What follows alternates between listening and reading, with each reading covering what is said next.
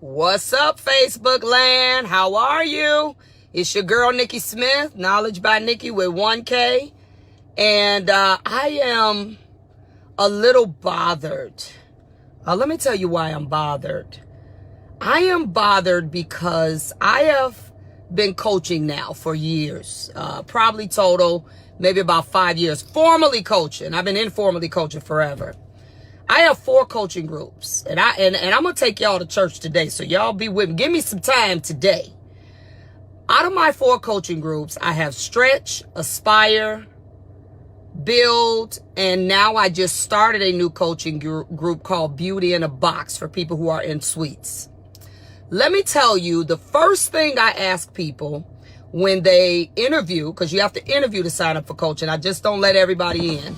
But the first thing I ask people when they interview is, why do they think they need a coach? What do you think you need one for? What are you going to do with a coach, right? So when I interview them, I can guarantee you, it's a 90-minute interview. I can guarantee you that 60 of those 90 minutes has to do with money. 60 of those 90 minutes has to do with not being able to get clients, which results in not making money. The owners not being able to get stylists, which results in struggling to pay rent because they're not making money. It's always something. If it's a person that's in a suite, suites are not cheap, especially if you want to be in one of the franchise suites or the high-end suites. And it's always about, I thought it was going to be fine to be in the suite by myself because I was tired of the drama with the other salons or whatever the story is, but the suites are taking all my money. And I'm being generous when I say 60% of the conversation is about money. It's probably more like about 75 minutes of this 90 minutes is about money. So I really started maybe about 5 or 6 years ago. I'm going to give you my story. This one going to be long, so y'all have some time with me today. My story was, I have been a person, I grew up in a household where we didn't have a lot of money. I mean, we went through having to do government assistance, the whole 9 yards. But my mother always had very high standards, meaning she was only going to do government assistance for as long as she needed to be. She was like, I can't deal with folks talking to me like that. So we were on there for a very short time. My mother was always one that believed in living within what she can afford. Now, I'm an only child, so my mother would give her limbs for me, but she still was not into breaking the bank. She still believed that you had to have somewhere to live, that you had to have something to drive. My mother even taught me that I would rather buy, and I'm still this way today. She said, before I buy a used car, y'all know what we talk about, a bucket, that is going to give me problems, and therefore I got to spend a bunch of money into it to keep it fixed, to keep it running, which if it stops, I'm going to have a problem getting to work. I would rather buy the bottom of a brand new car, like something you got manual, something you got to roll up windows. That was her mentality, right? Because she believed money did matter. She believed that. So she raised me with, even not having nothing, she raised me with a very different principle. Let me give you this idea too. Prom season just passed, and I'm not knocking what anybody does for their child for prom season, because when we send ours to prom, we laid her out too, but we laid her out according to what we can afford. Be careful what you're teaching your children. When you have prom and you have a daughter or you have a son and their shoes cost more than your mortgage, or when their dress, or when whatever, the whole prom costs more than your monthly bills, there's a problem with that, guys. I'm sorry, but it's a problem. I believe you can still send a child off. You can still make sure they drive the finest or rent the finest cars. I believe you can still do all of that, and not indirectly, because whether you know it, kids watch more of what you do than what you say. And you are teaching them that it is okay to stretch with stuff that it don't have to be that deep, and put yourself potentially in a hole for the next few months to come, okay? So be careful on even how you teach or raise your children when it comes to this. So this is what I wanted to talk about. Now I'm going to take y'all to church today, because this is what I have learned, and let me say this real quick, and I'm gonna go back and forth with my own life. I have been in cycles of life where I had money at 26 or so, maybe 25. Me and my ex was making stupid money. We were well over $500,000 a year. But guess what, guys? We went broke. I remember rebuilding segments of my life where I got large sums of money, or I went to a show and maybe did 10, 15, 20 grand. But guess what, guys? I didn't do anything productive for the long term with it. I remember getting an opportunity, and I prayed for this. I know God gave me this. God gave me this favor. God put me in a position where I could work somewhere and get paid for helping them and not pay rent for 4 years. Do you know what it means to not pay rent and work and take all your money home and not have to pay for nothing else and walk out the door for 4 years? Now, I'm talking about somebody who was making me in that time period 20 grand a month. So you do the math. For 4 years. At the end of that, nothing. Y'all hear me? So I'm going to teach y'all something that I've learned about storing up and how important it is. And I remember the last time I did that, I said, God, I don't get a check. To all my salon professionals out there, we don't have a promised check. We don't have a check that we get just for showing up. When your life is operating in a way where you have to produce the money, you have to execute how it's going to keep growing, you have to figure out how to expand it, you have to live your life differently. You have to store up. If you do not store up, you may have a drought. And what are you going to do then? So I'm getting ready to break down. I'm going to be going back and forth. I'm not going to assume everybody knows the story of Joseph, right? So I'm going to read it to you because everybody may not know that. I've been churched all my life, but I'm going to read this to you because I want y'all to get this. Listen to me. I got a condensed version of the story of Joseph. Y'all give me a thumbs up and give me some love if you know the story of Joseph. I'm about to take you to church today, okay? For those of you all that don't know the full story of Joseph, just be with me because I'm getting ready to read it, but it's not that long. All right, this is the Bible story of Joseph in the book of Genesis. Joseph is known as one of the most heroic tales of redemption and forgiveness. I'm going to try to read this as fast as I can. Joseph, I'm paraphrasing. Joseph reported having dreams to his brothers. For y'all that know the story and for y'all that don't, I'm about to get you up to speed. Even the stars and the moons bow before him, and they were very jealous of Joseph. Joseph was his father's favorite child. So for y'all out there that got multiple kids, don't lie to everybody and tell them you ain't got no favorite child. Yes, you do. You may not never say it, but you got one that you kind of favor a little more than other ones, okay? In Egypt, the Lord's presence was with Joseph. Oh, no, I'm going back. His brothers, because of this, and I'm trying to get through it quick, sold him into slavery. They tricked him, brought him out to the fields, threw him in a little hole, and actually sold him into slavery. They sold him to Potiphar, the captain of the Pharaoh's guards, right? In Egypt, the Lord's presence with Joseph enabled him to find favor with Potiphar, who was the keeper of the prison. With God's help, Joseph interprets the dreams of the prisoners. I'm skipping some stuff, right? He interprets those dreams. So now, think about it for all y'all that go to psychics and mediums and all this stuff. We're always looking to try to figure out what the future is going to be when you can just plan your future differently. Okay. So he became a favorite with them because he could interpret their dreams. Basically the guardsmen then wanted him to go to Pharaoh. And when he went to Pharaoh, Joseph then interprets the dreams of Pharaoh, which anticipate, listen to what I'm saying, 7 years of plenty. How many of y'all done had that? Y'all like, oh, it was good back in the 80s and the 90s, whenever it was good for you. 7 years of plenty, followed by 7 years of famine. Okay? Pharaoh recognizes Joseph's God-given gift and abilities and prompts the promotion of Joseph to the chief administrator of Egypt, right? I'll turn my light back on here. Shortage of the food in Canaan forces Jacob. Now, this is just fast tracking. What basically happened for some of y'all that do not know this, what happened is the 7 years of famine happened.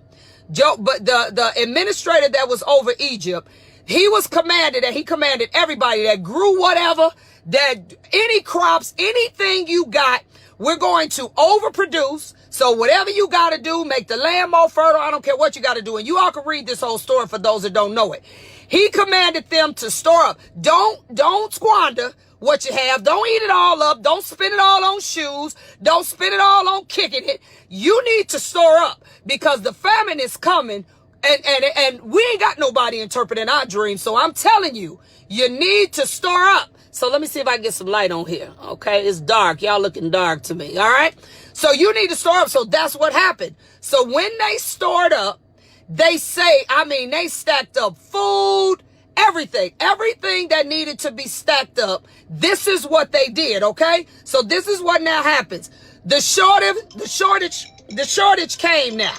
So now that the shortage is here, the shortage of food in Canaan forces Jacob, which was Joseph's father, to send his sons to buy grains from the Egyptians. Now, you know they ain't want to go over there buying nothing from the Egyptians. Benjamin, his youngest brother, remains at home with Jacob because Jacob was sick. He was ill. So they were in fear of losing him, as he did Joseph, because when Joseph, they lied to their dad, told their dad that Joseph got lost or got killed. I actually forgot that part of the story, but they told the father that Joseph was just gone. He wasn't coming back no more. So the father fell ill. And the father, because he loved Joseph was really his favorite son. So the father now was ill. The brothers got to go to Egypt to get some food. It's a famine. They don't have anything. When Joseph finally encounters his brother again, he deliberately conceals his identity. He didn't want to let the brothers know who he was because they threw him in a hole. They thought he was dead.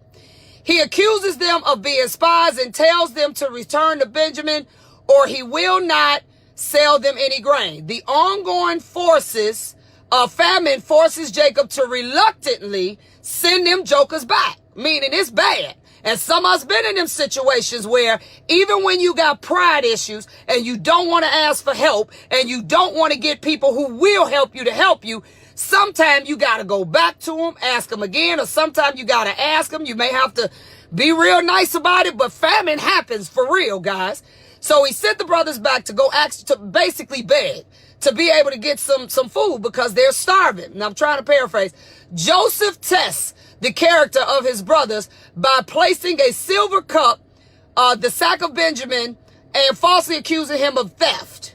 When Judah offers to stay in place of Benjamin, Joseph knows that his character has changed because Judah was really the craziest side of the brother. But see, they hungry now. So it's like, look, whatever.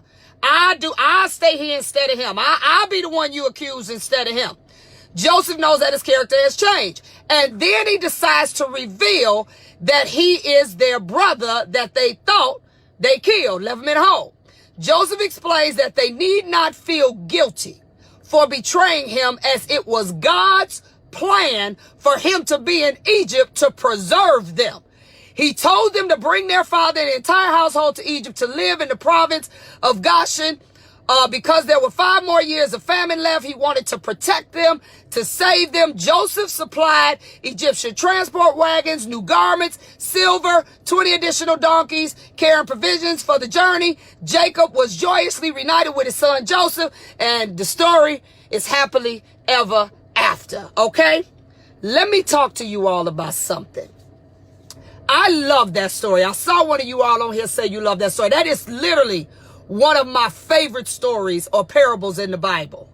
Let me tell you where we mess up. And the reason why every time I talk to y'all is got something to do with money or lack thereof. Every time is because all of us have had cycles of life where it was good and we decided to just spend and splurge and kick it and buy stuff we don't need, we can't afford. This is what we decided to do with that extra. Extra, I'm telling y'all, we don't get a check. I have squandered many opportunities. And I said, the last time, I got to take the seatbelt off, I didn't get hot. The last time I got out of that and God said, I have blessed you and given you favor in areas so that you can get ahead. But God can't make me spend my money on the right stuff. He gives me free will the same way he gives you. So I said, okay, God, let me tell you, this is the stuff that I did. I didn't want to forget nothing. When that happened to me for the 15th time, and God said, okay, I'm going to store up for you. Look, I got so many phones, y'all. I'm like, which phone is it in? This is the stuff that I did. When I said, okay, God, this last time you didn't bless me, you didn't took me over the hump, you tripled my income, you gave me favor in areas that is just not gonna happen. You know there's some things that happen in your life when you know it's God. I don't care how bad you think you are resourceful, you like, I know God did this. Cause this ain't stuff that happens. Let me tell you what I started to do. This is what I started to do. I'm talking to salon owners, booth renters, suite owners. I don't care what capacity. If you're a school owner, this for you. I started to buy my products in bulk in advance. When I got some extra loot, okay, I'm not going to be where I ain't got color. I ain't got developer. I'm running out to the store trying to buy this. I got this little extra money. Let me tell you what I'm going to do. I'm going to buy up gallons of everything. I'm going to buy up enough color. I'm buying stuff that make money, okay? I'm going to store up in these products. This is what I'm going to do. Because I'm going to make sure these 7 years when it's good can actually contradict or actually save me if I fall into 7 years of famine. I don't care how good it is. I've had it good and God snatched it away from me. And it was the best thing that happened to me. But I said, okay, God, I passed that test. I don't want to have to take that test again because you know when you fail a test, you got to take it over, right? I don't want to take that test over again. So give me a new test, but not that one. Let me tell you what else I do. I pay rent or mortgage, whatever you pay, in advance. Pay it up. Pay it for 3 months, 4 months, 5 months. You mess around, get it where these clients don't call, don't show, just all of a sudden decide to get braids for 3 months, just whatever. Pay up what you gotta pay it anyway, so you might as well pay it up, okay? This the kind of stuff you do to store up. That's what you do. Because money does matter, guys. I'm telling you, everything we cry about in this business is because we ain't got the money to move. You can't move without money. I don't care how much we love doing hair, okay? Then let me tell you what else I started doing. I started investing in classes or shows. If it was something, I know a lot of you all getting into trichology or whatever it is you want to do, cool. You know that course costs $4,000. Don't do payment arrangements. Say, you know what? I ain't gonna do no payment arrangements because I don't know what's gonna happen in the next 10 months. I'm just gonna pay for it. While I got this money, let me just squash it. I know this is gonna help me. This will help me learn something that'll help me be able to have something else in my arsenal so I can store up for if times get bad. If famine happen, I need to be able to store up and have something that I can boost or inject into my business to make some more money, right? Then this is the big one, y'all. This is the big one. I paid off debt. I got to get real close to the phone on this one. The biggest, I probably should have put that first. God has, I'm going to count them. God has scripture after scripture. The Bible talks about debt 1,000 different ways and what debt does to you mentally. Debt will paralyze you. Take it from somebody that knows what it means to owe $250,000 to various people. Debt will paralyze you. When you got the money, start paying off cars, paying off credit cards. If you got kids in school, I'm telling you, I ain't telling you what I think. I'm telling you what I know. That's right, Dave Ramsey, EntreLeadership, pay off debt. We don't get a check. You don't have no money coming from nowhere that you can guarantee that's going to come. So when you got it, and this from somebody who squandered it more times than I even care to share, you got to start paying off debt. You got to think debt reduction. Over and pay off your car. If you know how they send you your insurance bill and they say, okay, your insurance for 6 months is this, and that. If you got it, pay it up for 6 months. Pay the stuff you know you got to pay. You know you need a car to get to work. You know, I don't care what it is. We have got to start storing up for a potential famine. We have no idea what God's full plans are for our lives. And God will allow us to go through things to test our faith, to test our endurance, to build this muscle. Yes, he will. And some of it may encompass you not having no money to do stuff. This is something, I cannot say this enough. Let me tell y'all something. When I got out of that stupidity of jacking off 4 years of not paying no rent or investing in stuff, taking uncalculated risk, I said, no. That was the number one thing that I said, if I get back in this situation where I got this money, and in my mind it used to be money to blow. No. I ain't blowing it this time. I am going to pay off I don't care, use the snowball effect. I don't care what effect you use. Pay off these credit cards. Pay off, if you got student loans, now we know that's a lot to pay off, but if you got student loans, pay them down. I don't care what it is.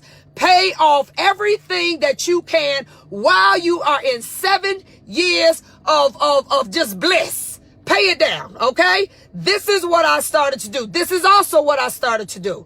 I started adding to my marketing budget. You know what I started doing? I said, you know what? I don't typically do this, but I got 5 people now on straight salary. Now, who knows how long I'm going to be able to keep them on salary. But while I got them on salary and they can do stuff that I don't need to be spending my time doing, and I can keep producing like in fast motion, like let me keep doing stuff to make money, and I'm going to pay y'all so y'all can do stuff to keep things moving so I now can keep making money. So in this cycle, when everything is good, I need to try to counteract any potential famine that could come, because if I have to lay y'all off, I want stuff already in motion. I want the website in motion. I want all the digital stuff in motion. I want the books selling. I want all this stuff moving.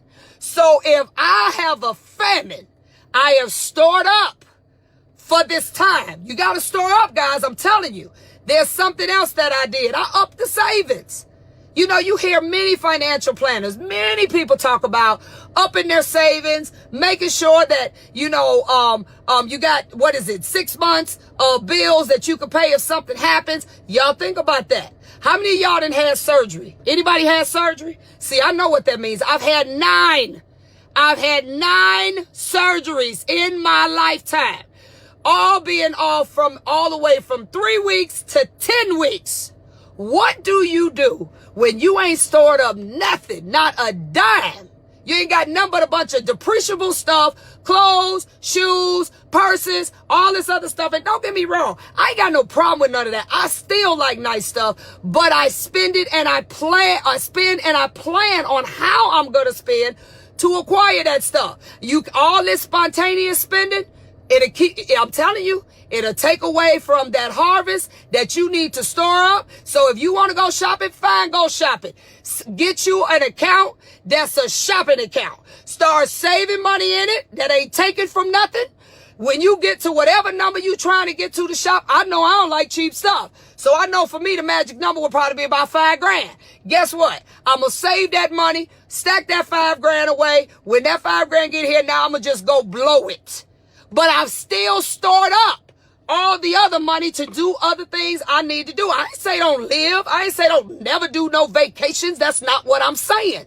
What I'm saying is you better think about the potential famine. And some of y'all in a famine right now, and some of y'all in this famine where you remember when you had the money and you didn't do what you should have done, and now you coulda, woulda, shoulda, and you like, man, when I had it, I should have did this, I should have did that, but I didn't. So now I'm stuck and got to figure it out, and you're stressed out, and you're selling shops, and you're doing, because sometimes, devil catch you when you're thirsty. You will do some stuff sometimes that's immoral, some stuff that you're ashamed to tell people because you let yourself get in a famine instead of storing up when stuff was good. Let me tell you the last thing. No, 2 things I did.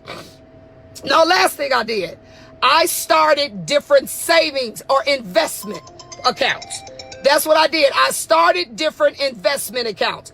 I had all of this stuff, and then I let it go or stop paying on it. So stuff is going to end up just going into lapse status. I said, no. So I opened IRAs. And I had these things before, but I had let them go because I wasn't doing that when I was doing it. I was out here just doing my thing and looking good and having fun and just paying bills. And I said, no. I started probably 6 investment accounts. Yes, I did. And I put nice sums of money in them. I said, because those are I looked for things that had compound interest. Okay, we talk about that later. I look for things that can produce. I look for things that had short-term, mid-term, and long-term. I look for things that were tax-free. I look for every possible investment. I sat down with people. I said, you know what? Tell me now, I got this money. Now I'm sitting here with this $5,000. Tell me what to do with it, because I don't want to waste it. I'm going to store up for this one. I'm going to do just like Joseph did. I'm going to say, okay, and ain't nobody interpreting my dreams. You know what that's called? That's called wisdom. God gave me the wisdom. I ain't need no Joseph to interpret no dreams for me. God said, I've brought you through enough. And I've given you enough wisdom to understand you don't have no promised money. You know, other than like real estate and stuff like that, you don't have no money that's promised to you. So what you need to do, now I done gave you favor again, and I done set you up again. You better do right with this money. You better sit down and ask whoever you need to ask. You better do whatever you need to do. I don't care if it's $10. If you can invest 5 of it, go put 5 over there. So when this famine, if this famine should happen again, you ain't stressed out, pulling your hair out, just going bananas. I'll never forget what my old pastor, church I used to go to. And he put this in a way, and you know how you hear stuff when you're younger and it don't really register till you get a little older and you see your perspective changes. He said, you got 4 seasons in a year, and you have 4 seasons in your life. And he said, he broke it down into winter, spring, summer, and fall. And he started with the summer. He said the summer is when you young, you ain't got a bunch of responsibilities, you ain't got the stresses on that most people have when they're adults, and you just kicking it. You don't even think about tomorrow. Everything you do when you're young, and I think he put it in like 25 and under. Everything you do when you're young, you just think you got time. I can eat whatever now because I ain't going to gain no weight. Ain't nothing going to happen. I ain't going to get no cancer, even though they say this causes cancer. You don't care. And you kick it. That's your summer. Then he talked about he said that's your spring. No, he said I'm trying to get the age right. Your spring is when you're being nurtured as an adult, nurtured as a teenager. That's how I'm trying to break it up into years. Said that's your spring. That's when you're learning, you're growing, new things are blossoming. That would be like your teenage years. You haven't really stepped all the way out the box because you're still trying to find yourself. He said that was your spring. And I think he said the spring was all the way up to like 24, 25, when that millennial age started, which is like 22, when kids say I'm grown now, even though they still living in your house, right? That's when they say they grown though. Then he talked about when you get to like 25, and I think he gave a spread of like 15 years. He said, till like 35. He said, that's your summer. That's when you could do what you want to do. You don't have to have permission from anybody. So you like, I'm grown. And he said, a lot of mistakes are made. A lot of mistakes I made in that 23, 4, 5 age, all the way to like early 30s, because we're now at the stage where we can do what we want. We can come in when we want. Ain't nobody telling us what to do. You probably got your first apartment. You got this and that. So you trying to figure this thing out. He calls that your summer because it's the fun time when you can do things unregulated. He said, but what happens is you make a lot of mistakes in the summer. He said then in the fall, which is like late 30s, early 40s, or mid 40s, you spend a lot of times in the fall trying to clean it up. You're trying to clean it up. You're trying to clean up everything. You jacked up your credit. You jacked up this. You jacked up that. You're trying to clean up everything that you jacked up in really your summer and and some of us, unfortunately, we got kids doing stuff younger now. That's what's so heartbreaking when a kid commits a crime in their spring when they're supposed to be learning themselves, and now it affects their summer, fall, and winter because now they got something on their record. Now, you know what I'm saying? That's what makes it so heartbreaking to me when I see somebody young who ain't got no business robbing nobody and killing nobody, and nobody does at any age, but y'all get what I'm saying. So here we are now. We're in the fall. And in the fall, if you in the summer going into fall, what do? We try to fix up our houses.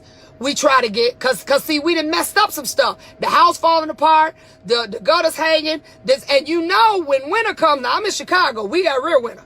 When winter comes, if you don't get that stuff together that you didn't do, or you messed up in your summer, or you just negated to handle in your summer, the winter gonna be brutal.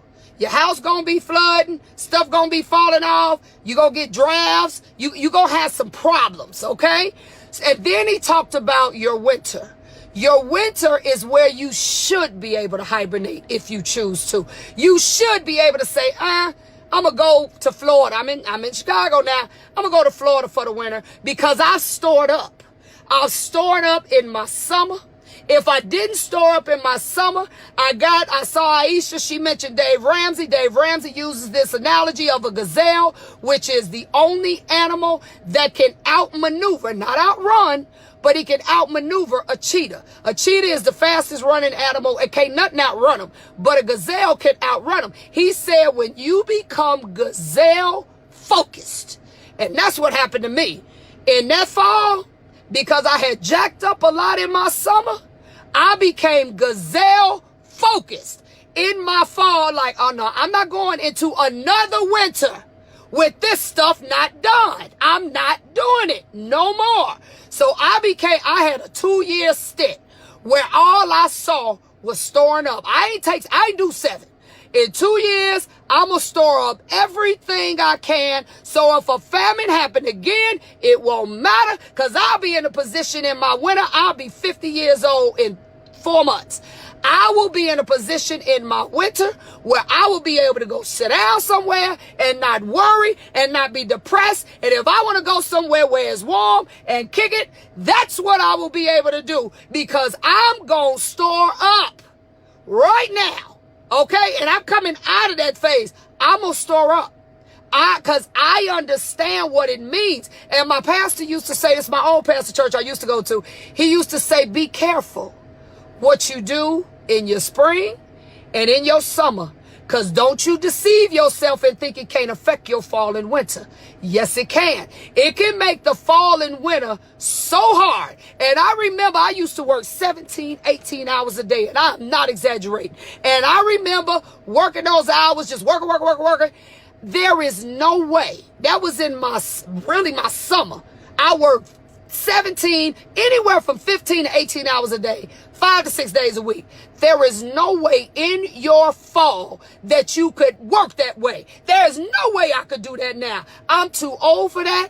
I don't have the stamina for that. There is no way in my fall season that I can go back and work like that because I've squandered everything that I had not stored up so that I could embrace or be okay in this famine. So I want to tell y'all, if y'all don't get nothing else that I say, if you are in that cycle where everything is good, I'm getting as close to the phone as I can. I need you to store up. I need you to put whatever. You're going to have to change your value system. You're going to have to stop looking at right now. You're going to have to start saying, I know I'd rather do this right now, but I'm going to take at least some of that. And I'm going to put it somewhere where it's going to work for me later. Because I'm telling you, you don't want to be like Joseph's brothers. They had to come back and get turned away and set up and come back again because they didn't take heed when it was happening. And not only that, let me tell y'all something because I've been there too. For some of y'all that have been betrayed like Joseph. See, I've been betrayed at levels that is unimaginable. I actually told a very good friend of mine last week. We talked, you got those friends you don't talk to all the time, but when you talk to them, it's like no time has passed. I told her because she was in the cycle of life with me when all this drama was going on, and I was being betrayed in ways that was just unbelievable, y'all. I told her, I said, you know what? I am 100% understanding now what God means about loving those that despitefully use you. When I was going through that being betrayed, I not once said a bad word about those people. I not once did anything to hurt them, and I could have. I said, whatever, I'm just going to back on up and I'm going to let God do whatever he got to do. God, I don't understand what's happening here. And I used to say it was a joke. It's a joke now. It wasn't funny then. I used to say, God, if this is a test, could I please have it on paper, right? But let me tell you what I told her happened. Now, this is years ago for me. That stuff way over. I ain't thought no more about it. I ain't mad at nobody. I had two of those people in that cycle. These were two of the most important people in that cycle that broke my heart by them betraying me. These are the two people out of everybody I would not have expected what they did to me. I'd have lost money on it. These two people, I have not talked to either one of them in 10 or more years. They called me on a fluke. Y'all hear what I said? They called me out the blue. I could hear the tears in them. I could hear them crying. I could hear them because now they in the famine. See, they wanted to dog me when I was in the famine and I didn't have nobody to hang on to. But see, now they're in the famine. And let me tell you, and I thank God for being able to put in me what he got. I loved on them and I took care of them just like Joseph did. They called me apologizing and here I am. I'm like, it's water under the bridge. I don't care. I want to help you.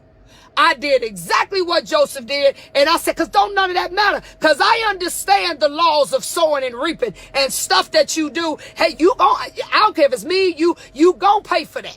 One way or the other. And I don't sit back and wait on you to pay for it. I let God do what he gonna do. And God said he will make your enemies your footstool. And let me tell y'all something. I got off the phone with them after crying with them over them telling me they sorry for what they did to me. I ain't thought no more about it. I'm consoling them and what they going through. And I said, God, when I got off that phone, I said, God, I thank you. I thank you for giving me the heart and the obedience. And I ain't got no anger. I ain't mad at nobody. I thank you for giving me what you gave Joseph. So that even though what Joseph tell his brothers, don't worry about that. Ain't no need to feel guilty. We good. And not only are we good, I'm going to send for you.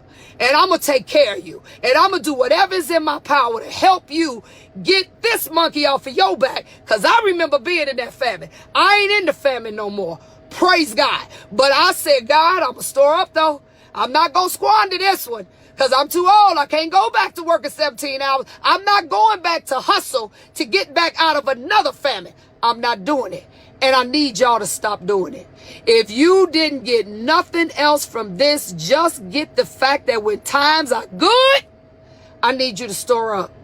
I have been asked, when I started this money thing, y'all, I started it and I just learned how to be obedient.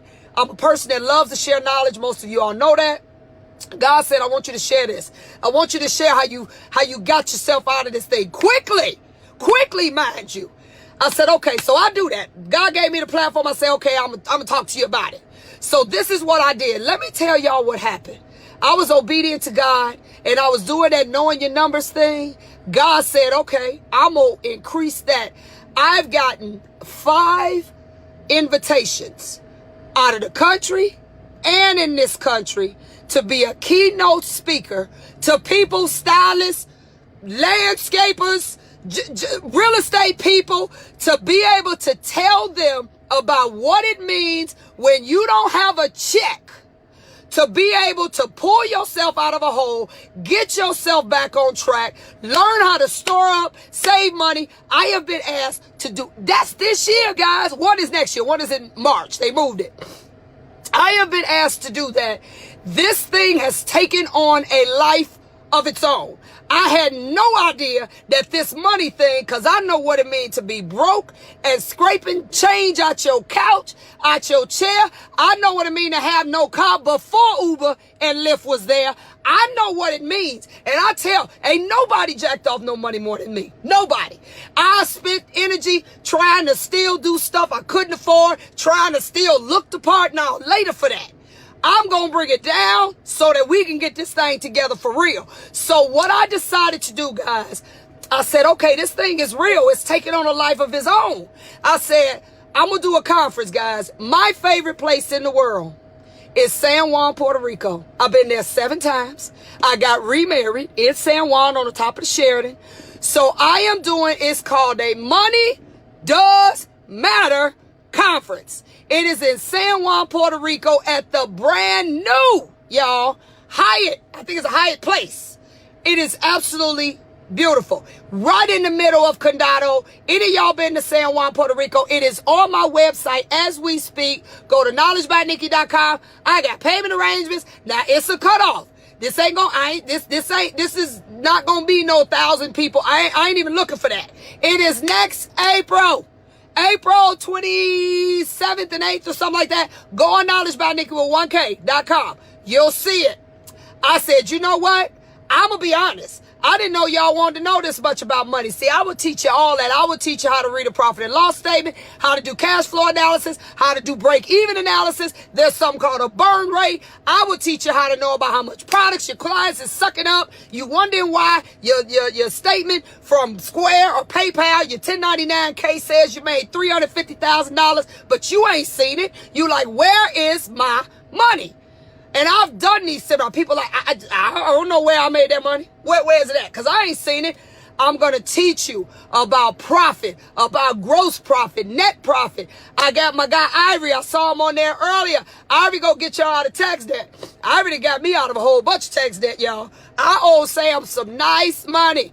Ivory got me, Ivory Mims. He's on here. He's going to be there too. He's going to teach you about proper legal structure, getting yourself out of this tax debt. Because, see, the IRS ain't going nowhere. Big brother ain't going nowhere. Your uncle, he not going nowhere. And let me tell y'all something. When you want to start doing stuff right, and you want to start buying real stuff and stop living under the radar and claim every dime you make, because now you want to do big girl and big boy stuff, buy real property up outside of a house, you're going to have to do your stuff right. Let me tell y'all something. I done did everything. I didn't not claim it. Look, when y'all come to the conference, I tell y'all, I don't mind being transparent. I tell y'all, I done shady stuff. I done all that. When God said, no, I want you to do it right. And I'm going to bless you for doing it right and increase what you do. I claim if you give me 1 penny right now, I'm putting it in the system. So-and-so gave me 1 penny. I don't have nothing. I want to pay Sam all that he's due. I got another girl that's going to be there who deals with your investments. She going to teach you how to invest your money, how to put it in tax deferred stuff. You ain't got to pay on it. I'm going to teach you about some of these insurance products. You got to pay insurance anyway. So why not have a return of premium on it where at 65 you can get 30% of all that back? You got to pay it anyway. Might as well get some money back. When I say this conference, I'm going to teach you about retail. When you leave this conference, you are going to know everything about your money. Everything. You hear me? For those of you all that want to get a leg up, at the end of the year, I got 23 seats left for my Salon Owner Strategies Conference that is in Las Vegas. It's also on knowledgebynikki.com. Payment arrangements, all that. If you come to my workshop, all day Saturday, we have workshops. Those are extra. And then we have a vendor day all day Saturday. Then we have all the classes Sunday and Monday. So it's 3 days, y'all. You can actually come to my paid workshop where I do a mini version of knowing your numbers, and you get $100 out of that class. Actually goes towards your deposit for your Money Does Matter conference. So you will already be paid up. So we still got payment arrangements for that. So go on again, knowledgebynikki.com. All that stuff is on there. And I'm telling y'all, you better store up. For those of y'all that may not know the story of Joseph, go to Genesis and read it all, because it's a great parable to be metaphoric to how we live. We have to live differently. Ain't no, if you don't store up, ain't no pension. If you don't store up, ain't no Social Security. If you don't store up, ain't no money coming from nowhere. If you don't put it there, it ain't coming from nowhere. You're not punching the clock where you got somebody matching your money. You don't have that. So you have to think about what you do differently. That even means if you got a business that's too large and it's consuming too much of your money, downsize it then. Downsize your business. That's what you do. Downsize it. Look, I wish I had it here. You know the guy that did Rich Dad Poor Dad? What's his name? Kiyosaki. For those of you all that follow people on YouTube, he has a new book out called Fake. I wish I had it. Oh, you know what? I think it is in the car. Oh, it's in the back, y'all. It's going to be too much for me to get to it. It's called Fake. And in the subtitle, it says, Why the Poor Keeps Getting Poorer. And he talks about living beyond your means, fronting, doing stuff and trying to look the part to people who could care less. And it's called fake. F-A-K-E. I want people who want to live for real. That means if you got to downsize your life, downsize your salon, whatever you got to do, if that's what you got to do so you can store up because you got too much money going out, do it. You ain't no failure. You being wiser. That's what you doing. I don't care if you got to sell your shop right now. You can go get another one. If you got to, I'm here to help restore these salons and help get them out of a hole. But anybody in my culture groups can tell you, oh, I done told a bunch of them, you need to get rid of it. You need to get rid of it. You need to get rid of it. Let's go back to the drawing board. Let's redo some stuff. Let's start over. Then we gonna plan to open the salon in about 5 years. But we gonna get you straight first. You ain't got nobody you need to front to. This is what happens because money does matter, guys.